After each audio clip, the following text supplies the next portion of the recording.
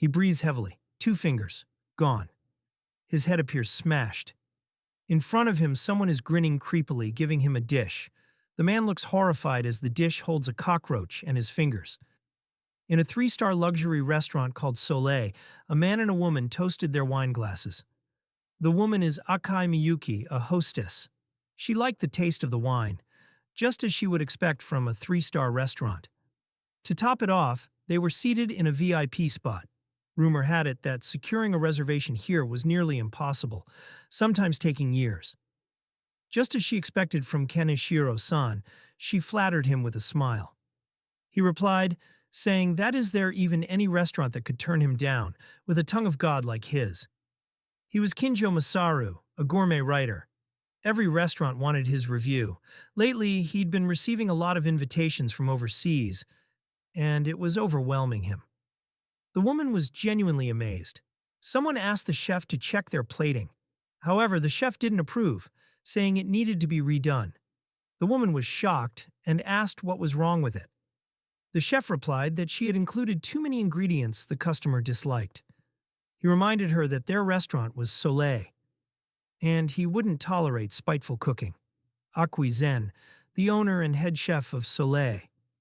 It seemed the woman had done it on purpose, as the man she was serving had been annoying her. She was Tsutsumi Kiriha, the sous chef of Soleil. She didn't like how the guy she was serving behaved. He was the one saying he had a tongue of God, acting all high and mighty, even though he was only on TV thanks to his father's connections. The chef agreed, but teased her not to let personal feelings get in the way, at least for now. The head chef would go greet him again, giving her the chance to redo the dish. He then gave his thanks for coming and introduced himself. He proceeds to pour a glass of wine for the tongue of God. The tongue of God takes a sip, then smiles confidently, commenting on the smooth texture and silky taste. The wine was the Burgundy that won the contest, he say. They were amazed that he guessed it correctly. The woman, flattered, praised him, calling him amazing. He simply agreed, thinking to himself that hostesses were easy to impress. His thoughts drifted to the idea of having his way with her for the time being. He then slid closer, taking her hand in his. He then said there was a tower mansion he bought nearby and that he wanted to have a drink there. His phone dinged. He looked at the screen and saw an invitation to a special dinner at the restaurant Luna. He was getting picked up tonight. He was wondering what the email was about and who Asai Kento was. Her face turned blank, then quickly shifted to anger, as if she was holding it in this whole time. The tongue of God, confused as he had never heard of that restaurant, felt his vision starting to distorted. He woke up, chained to a chair. Nervous, he shouted where he was and what was going on. Someone welcomed him, stating that it was the hidden location of the restaurant Soleil, the revenge restaurant. Luna. The man recognized him immediately. He is the owner and head chef of French restaurant Soleil now. He is Akui Zen, the manager of the revenge restaurant Luna, and here is the assistant chef Tsutsumi Kiri with the knife. Akui Zen was speaking, but he cut him off, saying that this was just a prank for TV. He was looking for the camera. He demanded they take the chain off him already. Tsutsu is approaching him with a hammer. He smashed it right into his head. She warned him that if he didn't want his brains turned into mince, he better not interrupt Akui again when he's speaking. Akui then explained that the concept here is different from Soleil. At Luna, violence against customers is permitted. The tongue of God, still processing and unable to believe what was happening. Tonight they prepared a special dinner for Kaneshiro. The name of the dish was Pet Cuisine. Kaneshiro was terrified after hearing it. Akui then explained the dinner further. There were 2 rules. First, Kaneshiro must finish the dish within the time limit. Second, if he failed, there would be a punishment. Now they would begin. Tsutsu called the waiter, a masked woman with blonde hair, who was bringing the dish. Kaneshiro, still terrified, questioned himself, wondering if he just had to eat the dish or what. His face showed that it must have smelled awful. It was something in a glass of wine, and it seemed Kaneshiro knew what it was from the pungent ammonia smell. He was right. It was piss. It was his own urine from when he submitted during the recent health checkup. Tsutsu even let it properly mature underground. The first dish was a pre-meal drink, Kaneshiro Katsuhiko's Golden Urine Champagne. The timer started. It was only 10 seconds. Kaneshiro was still really processing everything. He'd been locked up, beaten, and now they wanted him to drink urine. That was what he was thinking. In the end, he refused to drink it. The time ran out. The punishment would be executed now. Kaneshiro, terrified, wondered what the punishment would be. Tsutsu pulled out a knife and slashed his 2 fingers. Kaneshiro shouted in pain. Akui told him that if he didn't finish within the time limit, there would be a punishment. But he still refused to believe it. The dinner had only just begun. They would now move on to the next dish. Since you've made it this far, I gotta say, you've got a strong stomach and great taste. So hey, why not hit that like button and subscribe? Let's keep feasting on these twisted tales together. Kaneshiro doesn't get it. He was suddenly kidnapped and locked up, thinking these guys are crazy. Now they will continue the dinner. Kaneshiro insists on calming down first, because of his fingers. Tsutsu snaps back, saying if does he even has time to complain since he's about to lose the rest of those fingers. Kaneshiro feels it. He knows he's not getting out of there until he finishes the dinner. He rushes, grabs the glass of piss, and takes it like a good boy. He's disgusted. It reeks, as the piss had been left in a cave for a long time. Akui congratulates him for finishing the first dish, the pre-meal drink, his own piss. Now Akui says it's time for the second course. He complains. How many of these bullshot dishes do they expect him to eat? The second dish is served, rotting shrimp bisque, with a lovely putrid aroma. It's completely spoiled. The smell alone is enough to make him puke. It's even worse than the first dish. Turns out the soup was trash. Literally. It had been thrown out by an Italian restaurant Kaneshiro visited recently. They just reheated it and called it a course. He suddenly remembers something.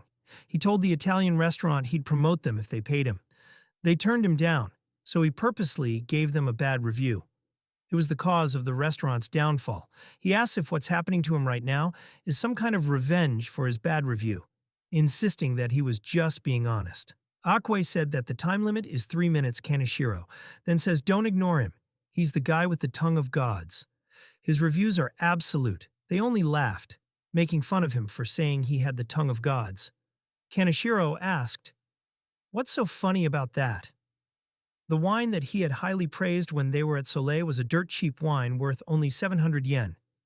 Kaneshiro was confused. They said it was the restaurant's best wine, but it indeed was the best cheap wine. Everyone knows he only got those TV gigs because of his parents' connections. Even the award he received was bribed for an unfair review. Akui informed him that bribes don't work at Luna. Kaneshiro was going to puke just from the smell of the soup, but he knows that if he doesn't eat it, he's going to be in trouble. Only 1 minute was left. He tries to swallow it while holding his breath, but he can't take the taste and the smell. He ends up puking it all out. Tsutsu asks if it's punishment time since Kaneshiro puked. Kaneshiro is scared, not knowing what the next punishment is going to be. Akui says there's still time left. If he eats it, they will let him off easy. Kaneshiro asks, do they want him to eat that thing? I mean, they made him eat his own piss. So why not his own puke? Akui says, didn't anyone ever teach him not to waste food? Kaneshiro refuses, saying that it wasn't food. Since Kaneshiro didn't finish his food, Tsutsu starts pouring the wine on his shoulder. Kaneshiro is confused, not knowing what she's doing. She brings out a lighter and says, "Flambe, baby." Kaneshiro's whole right arm is set on fire. He's begging them to save him. His whole arm burnt and so red, he was barely bearing the pain. Now, they're moving on to the next dish. Kaneshiro, exhausted and in pain, snaps, questioning, what is wrong with them? He didn't even do anything wrong, and yet they're torturing him like this. Do they even have human hearts? He calls them devils. The blonde, masked girl moves toward Kaneshiro, grabs a fork and pokes it right through his eye. In pain, Kaneshiro punched the girl in the face, and the mask came off. He saw that the blonde masked girl was Miyuki, the hostess he had been trying to sleep with. Tsutsu holds Asai, telling her to stop trying to take her job. Kaneshiro confused as she called her Asai, wonders, wasn't her name Akai? It turns out it was a fake name. Her real name was Miyuki Asai. He realized that the invitation was from Kento Asai, having the same last name as her. Kento Asai was the man he killed. He was Miyuki Asai's brother. Kaneshiro used to call her brother Pochi and bully him. He fed him food scraps from the trash, made him eat all kinds of garbage. He was trash to the core. They even fed him cockroaches and detergent, calling it his favorite. Kento couldn't take it anymore. After being forced to eat, he threw it all up. Kaneshiro told him not to waste it, trying to give him some proper discipline. He poured liquor on his head. It was why Tsutsu had said flambe. She wasn't the one who said it. Kaneshiro was the real asshole. Her brother couldn't bear being treated worse than an animal, which is why he took his own life. Miyuki was enraged, calling him the real demon. Kaneshiro remembered that every disgusting dish they'd served him so far was made from the same things he had Kento eat. Now that Kaneshiro remembered all that it was time for the main dish from the pet cuisine menu. Tsutsu brought it in. It was covered, but the thing inside was obvious. The final dish was a steamed bundle of cockroaches and detergent, garnished with a freshly plucked ring finger. He saw that it was his finger. He persisted, claiming all he had done to her brother was just for fun. Akui tells him he can say whatever he wants, but it won't make a difference. The only thing he can do now is eat. He told him to go on and choke down his sins. He wondered what he should do. Why did he have to eat that garbage? His finger was there, it hurt, it stink, and it was covered in blood. Tsutsu urges him to hurry and eat it, since it's his final dish. He heard Tsutsu, the last one. He thought that once he ate it, it would be over. He then gulped the food down in an instant. He was eager, insisting they hurry up and let him go since they had a deal. He thought that once he was free, he would make them suffer before killing them. But then Akui responded, asking if he was sure he understood the rules. No one had ever said, "You will be released if you eat everything." Kaneshiro was shocked. Akui clarified that he had clearly told him two things. 1. He must finish the dish within the time limit. 2. If he fails, he will be punished. There was no such thing as release in this dinner. Kaneshiro, in disbelief, had no idea what would happen to him. Akui, with a perverted grin, says, it doesn't matter how many times you see it. The look on a trash like Kaneshiro when they hit rock bottom is priceless. Akui mentions that they have some rather eccentric diners at their restaurant, and many of their ingredients are extremely hard to come by. Kaneshiro doesn't understand what he's talking about. Akui-san then adds, coincidentally, they've been looking for a nest of edible cockroaches. As for the meat dish earlier, they used only female cockroaches, ones right before they lay eggs. Asai tells him to relax. Even if he pukes it up, he can just drink it down again, since one must not waste food. She places a metal mask on him, wrapping it over his head. Kaneshiro tried to say something, but it was muffled and unintelligible because of the mask. Asai remarks that if he wants to be freed, he can just die on his own like her brother did. He can use that divine tongue of his and bite it off. They left, leaving Kaneshiro behind in the secluded room. Akui is still contemplating that the expression was a masterpiece. Tsutsu points out that his face is getting scary again. Asai expresses her gratitude to Akui, saying that perhaps now her brother can finally rest in peace. She also inquires why he does this. Akui responds, saying that when he sees people like that, he can't help but think, eat shit. He also adds that there's one man he truly wants to force feed someday. Tsutsu interrupts, saying they've received a new request at Luna. Akui takes the phone and speaks to the new person who made the request. He thanks them for calling and mentions that they're speaking to Revenge Restaurant Luna. Now then, who shall they cook up next? Chapter 3 starts here. There was a child, and a voice of someone asking if does the child hate his mommy or does he love his mommy. The child nodded, and the person saying it appears to be a woman, and it seems she was his mom. She poured the boiling water on him and telling him to smile. There were 3 people in a room. She held up her phone and showed a picture of a woman named Hayashi Natsumi. The woman who showed the phone was Umino Rie, a 30-year-old who claimed to be Hayashi Natsumi's acquaintance from a university. She told them straight, she wants to kill Hayashi Natsumi. Akui asked that why someone who claims to be her acquaintance want her dead. She replied that they're not friends because she's just trash. Akui followed up to what made her say that. She wanted to save Natsumi's child, Yuto-kun. It turns out that right after giving birth, Natsumi's husband ran off. Umino Rie didn't really want to meet him, but she felt a little sorry for her. She used to listen to Natsumi's complaints. She stated that kids are a hassle. They cost too much money. Umino Rie wondered why she would say that in front of her own child. Natsumi remarked that what would she know, acting all high and mighty when she's never even been a mom. Umino Rie apologized. Natsumi retorted, asking how about she go and have a baby before lecturing her. It turns out that Umino Rie couldn't have a child due to issues with her body. Natsumi then asked if Umino Rie wanted her to give her son instead. She then laughed, saying she was just kidding, and commented on Umino Rie's expression, calling it hilarious. Umino Rie's jaw clenched, her frustration evident. She planned to cut her off completely, but then the kid got hot and tried to take off his jacket. As he was removing his jacket, burned scars covered his shoulder. Shocked by what she saw, Umino Rie froze. Natsumi got angry and told him not to take off his clothes. Umino Rie tried to point it out, but Natsumi told her it was nothing and to shut up. She said it was just education. He doesn't have a father, so she has to do it herself. Akui was clearly skeptical, questioning if what Natsumi described could really be considered education. Tsutsu, visibly disgusted, couldn't hide the revulsion on her face. Umino Rie kept meeting with Natsumi to check on Yuto-kun, and each time his injuries seemed to worsen. Seeing him like that, her face softened with pity, her expression showing a mix of concern and disbelief as she took in the situation. Yuto-kun saw something that caught his attention. It was an accessory in the shape of a cat. He thought it was cute. Umino Rie asked if he liked cats, to which he replied that he didn't really like cats that much, but he really thought it was cute. Umino Rie gave it to him since she had a bunch of them.